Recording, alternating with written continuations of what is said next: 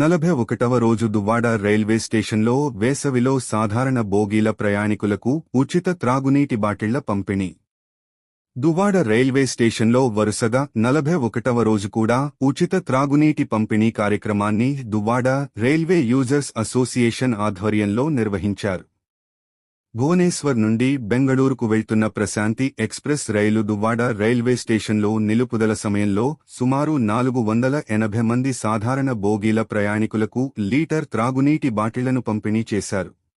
41 రోజులుగా కొనసాగుతున్న ఈ సేవా కార్యక్రమంలో భాగంగా నేటి కార్యక్రమానికి సన్యాసిరాజు నాయకత్వంలో ఉక్కునగరం శ్రీ సాయిరాం సమితి ఆధ్వర్యంలో Shrimati Sujatha R V N, Prasad G, Srinivas R, Apparao K, Srinivas నవీనార్థిక సహాయం అందించి తమ సేవాభావాన్ని చాటుకున్నారు.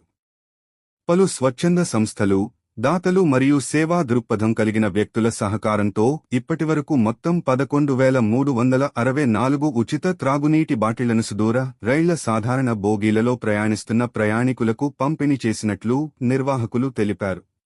ఈ కార్యక్రమంలో సేలశ్రీ Anjanikumar, R, V, N, Prasad, Swamy, S, V, Appalaraju, P, T, Ramarao, Koteswararao, M, K, Bhaskar, G, V, Prasad, D, R, K, Rao, Govindaraju, Kameswararao, Koteswararao, Vijay Kumar, Eswar తదితరులు పాల్గొన్నారు.